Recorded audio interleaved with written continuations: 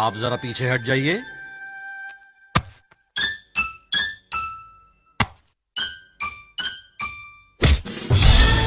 पता चला? चलो तुम भी पीछे हटो। जी गुरुजी। चलो। पता चला? नहीं चला। नहीं?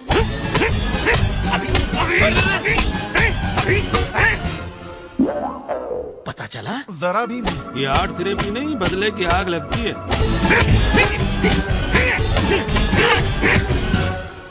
हाँ, तुम्हें चोट लग रही है, तुम रो रहे हो। रो नहीं रहा हूँ गुरुजी, आपकी मेहनत और मेरे प्रति प्यार देखकर मुझे रोना आ गया। गुरुजी ये कह रहा है इससे कुछ फील नहीं हो रहा, हम 7वां सुर गाते हैं। क्या वक्त हुआ है अभी?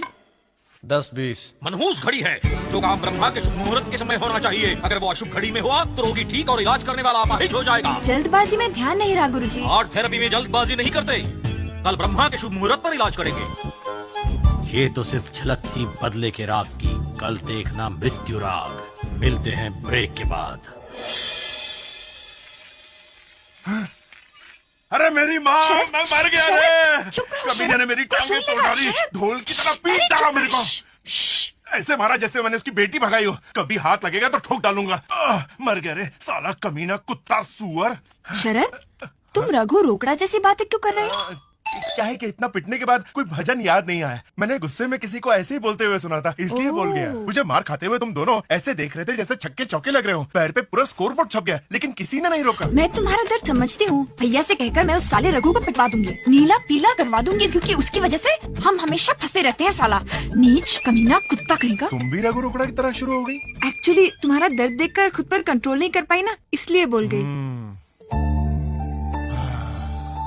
इसी तरह सेवा करती रहो। मैंने कई रिवेंज फिल्मों में बैकग्राउंड म्यूजिक दिया है। रिवेंज लेने के बाद जो खुशी मिलती है उसका तो मजा ही कुछ और है। मजा आ गया ना? अब चलिए। अरे अभी तो वो ज्ञानेश्वर बाकी है जिसने धूप में खड़ा करके मेरी पेंटिंग बनाई थी। उसके बाद शिवानी भी तो है। क्या बात कर रहे हैं? देख किशोर, इतना बिजी होने के बाद भी मेरे काम छोड़कर यहाँ आने की वजह है वो शिवानी। गुरुजी। क्या है रे? ओ ज्ञानी, सुनो, क्योंकि तुम भी एक आर्टिस्ट हो तो मैं तुम्हें एक चांस देता हूँ। अगर तुम तुम्हारी बहन मुझे सौंप दो और मुझसे माफी मांगो तो मैं ये मैटर यहीं खत्म करता हूँ। तो बोलो क्या बोलते हो?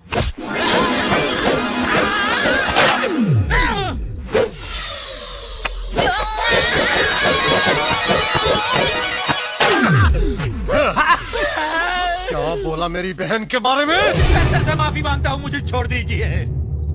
हाथ जोड़कर माफी मांग। ठीक है भाई।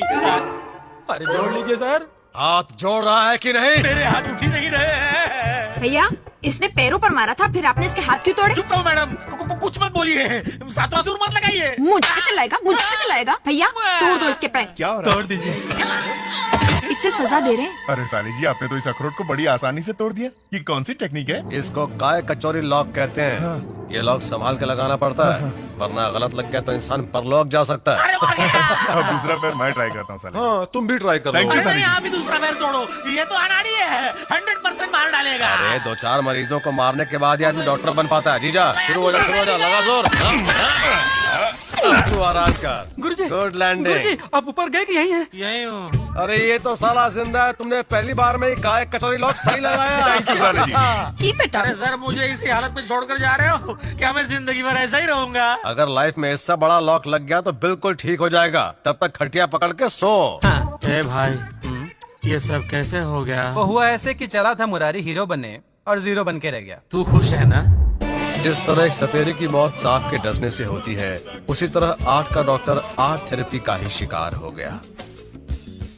कल रात जब गुरुजी कुछ ज्यादा ही पी गए तो धुनकी में किंग को ठीक करने के लिए ये 7वां सुर गा बैठे और इनका ये हाल हो गया। अरे इनको छोड़ो और किंग को अच्छा करने पर अपना सारा ध्यान लगाओ। हाँ डॉक्टर साहब, वो शुभ घड़ी आ गई है। आप अपनी आर्ट थेरेपी स्टार्ट करिए और गाना गाना शुरू कीजिए। एक का पैर ठीक होना, दूसरे का पैर खराब होना, ये बात कुछ हजम नहीं हुई भाई।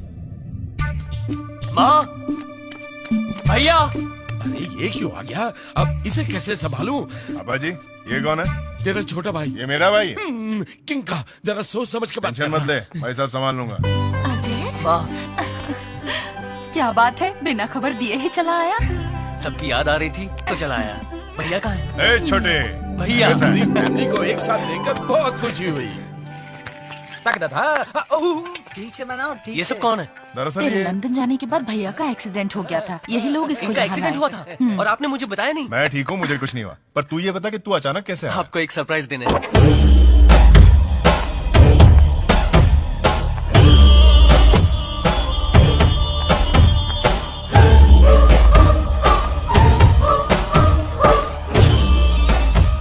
पूजा, ये मेरी माँ है नमस्ते। और ये भैया। नमस्ते। नमस्ते। ये लड़की कौन है भाई? ये मेरी गर्लफ्रेंड है भैया। माँ, आप लोगों की इजाजत हो तो हम दोनों शादी करना चाहते हैं। तुम अच्छी तरह जानते हो कि मैं और भैया तुम्हारी पसंद को इनकार नहीं करेंगे। लक्ष्मी जी भाभी। आरती लेकर आओ, बहू की आरती उतारनी है।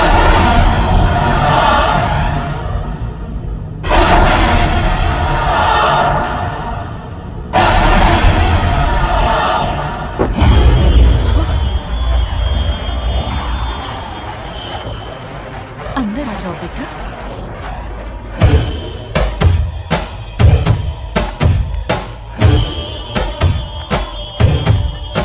बाबा, नकली किंग से हमारा कोई मतलब नहीं है, बस उसके छोटे भाई को मारना है। फिर जितनी जल्दी हो सकेगा यहाँ से चुपचाप निकल जाएंगे।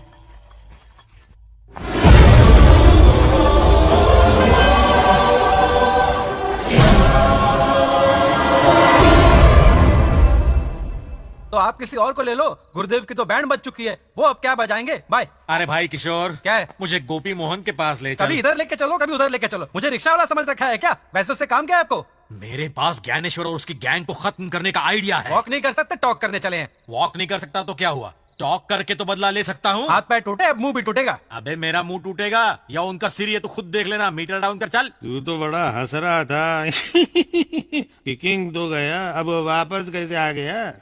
यही तो समझ में नहीं आ रहा है। समझ में नहीं आ रहा तो मैं समझाऊं?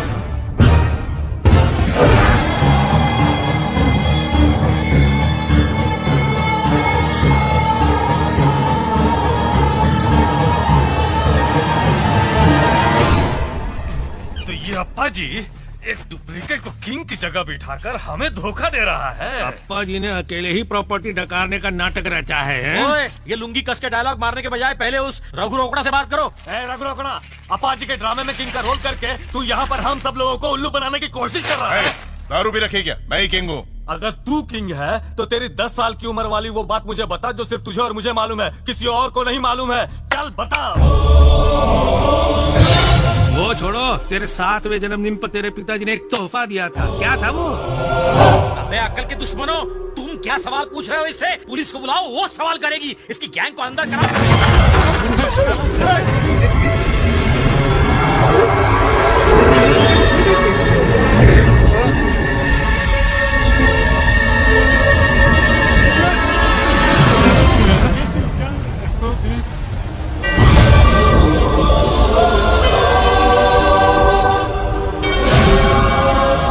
तू इस तरफ घूर क्यों रहा है?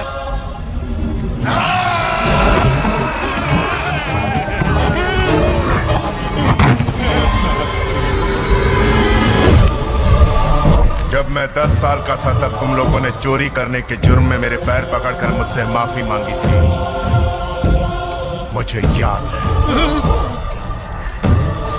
तुमने पूछा था कि 7वें जन्मदिन पर पिताजी ने मुझे क्या तोहफा दिया था।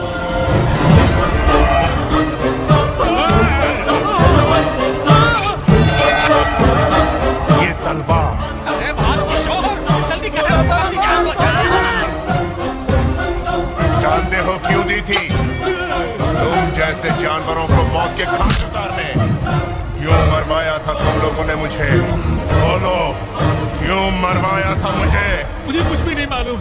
गोपी मोहन, वो काम तूने करवाया था, बोल क्यों मरवाया था? मैं गुंडा बदमाश हूँ पर खूनी नहीं हूँ। इन लोगों पर दौर जमाने के लिए मैंने झूठ बोला था। शरद बाबू, आप डल लग रहे हैं। कल रात नींद नहीं आई? पता नहीं साले जी, ऐसा लग रहा था दिल पे कोई भारी बोझ रखा हुआ है। फिर सुबह जब नींद खुली तो सर पकड़ लिया। ऐसे गेम्स में होता रहता है, घबराओ मत, आदत पड़ जाएगी। नाश्ता करो। अरे फूफा जी, आइए आइए, नाश्ता कीजिए। नहीं भांजे, हम बाद में नाश्ता करेंगे। मैंने कहा ना आइए। ओके, ठीक है। एक घूंट और वो फिनिश।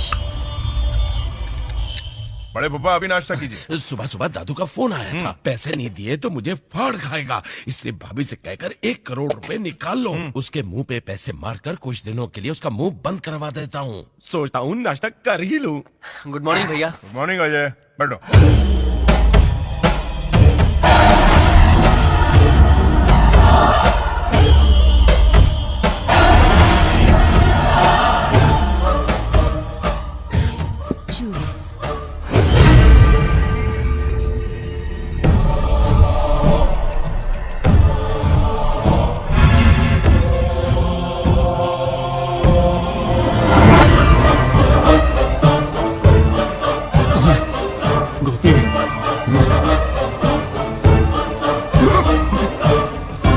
अरे रघु जाओ, जल्दी जाके पैसे लेकर आओ। लाओ लाओ लाओ। अरे क्या हुआ? जूस पियो।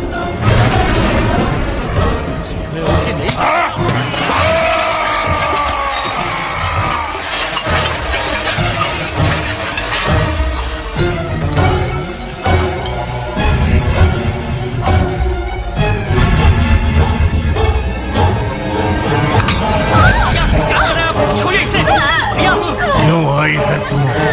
क्यों आई है फिर से? बोल बोल।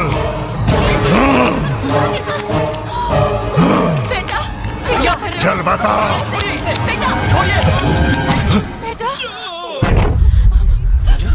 तुम ठीक हो ना भैया? क्या हुआ अजय? क्या हुआ माँ?